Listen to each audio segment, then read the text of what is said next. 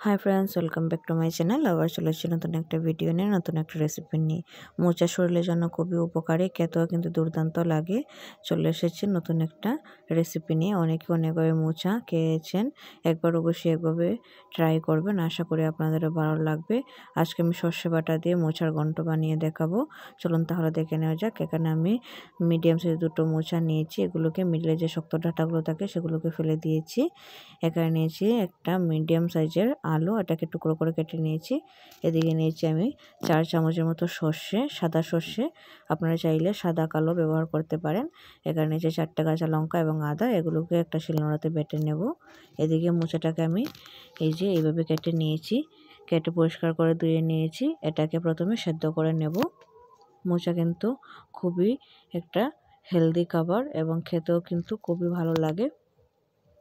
এদিকে আমি একটা কড়াইয়ে মোচাটাকে দিয়ে দিয়েছি। এবার এতে পরিমাণ মতো জল, 1 কাপের মতো আমি এখানে জল নিয়েছি। জল দিয়ে পরিমাণ মতো হলুদ গুঁড়ো এবং পরিমাণ মতো লবণ দিয়ে এটাকে ঢাকা দিয়ে 5 থেকে 7 মিনিটের জন্য সেদ্ধ করে নেব। খুবই ইজি এবং খুবই সিম্পল একটা রান্না এবং তেল মশলা খুবই লাগে কম। যে কোনো নিরামিষ দিনে আপনারা এটা বানিয়ে নিতে পারেন। রুটি, লুচি কিংবা ভাতের সঙ্গে খেতে কিন্তু খুবই ভালো লাগে। এদিকে মোচাটা আমার সেদ্ধ হয়ে গিয়েছে, প্রায় আমি 6 মিনিটের মতো সেদ্ধ করে নিয়েছি। এবার এটাকে জল ঝরিয়ে একটা পাত্রে তুলে নেব। কড়াইটাকে পরিষ্কার করে কড়াইয়ে দিয়ে দিলাম 4 চামচের মতো সর্ষের তেল, দিয়ে দিলাম ফোড়ন নিয়েছি 5 ফোড়ন, 2টো তেজপাতা এবং 2টো শুকনো লঙ্কা। সমস্ত কিছুকে একসঙ্গে মিশিয়ে নিয়ে ফোড়নটাকে ভালো করে ভেজে নেব। ফোড়ন থেকে একটা সুন্দর গন্ধ বেরিয়ে আসলে দিয়ে দেব কেটে রাখা আলুগুলোকে প্রথম ভালো করে ভেজে নেব।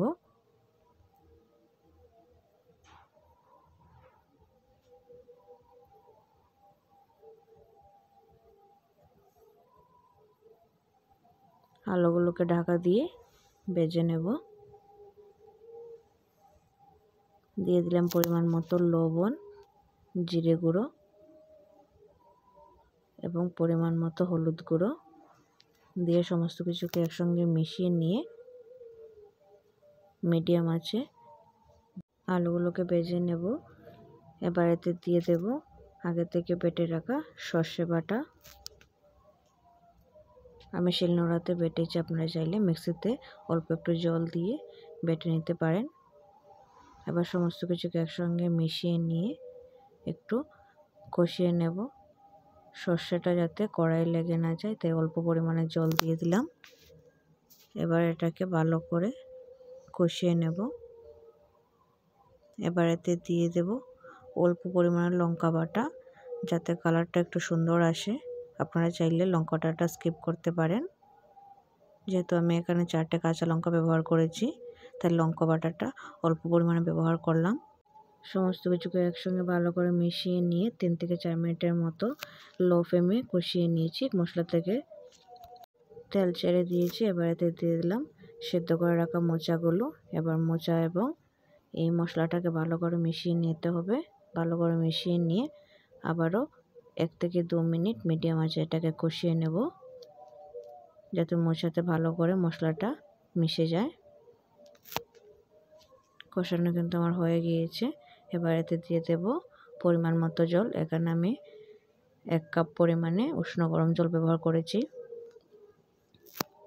এবার এটাকে ভালো করে মিশিয়ে নিয়ে ঢাকা দিয়ে 1 থেকে 2 মিনিট রান্না করলে রেডি আমাদের সর্ষে বাটা দিয়ে মোচার ঘন্ট। একবার অবশ্যই করে বানিয়ে খেয়ে দেখবেন, আশা করি আপনাদেরও ভালো লাগবে।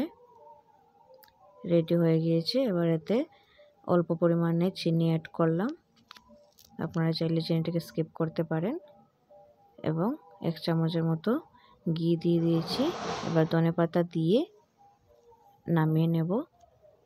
আমার ভিডিও আপনাদের কেমন লাগে অবশ্যই কমেন্ট করে জানাবেন এবং আজকের রেসিপিটা কেমন হয়েছে অবশ্যই কমেন্ট করতে ভুলবেন না। আমার চ্যানেলটি সাবস্ক্রাইব করা না থাকলে চ্যানেলটি সাবস্ক্রাইব করার অনুরোধ রইল এবং আমার পাশে থাকার জন্য সবাইকে অসংখ্য ধন্যবাদ। এবার এটাকে নামিয়ে নেব।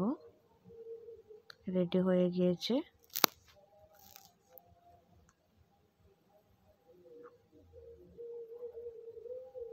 তাহলে দেখা হবে নতুন একটা ভিডিওতে, নতুন একটা রেসিপি নিয়ে। ততক্ষণ সবাই ভালো থাকবেন, সুস্থ থাকবেন।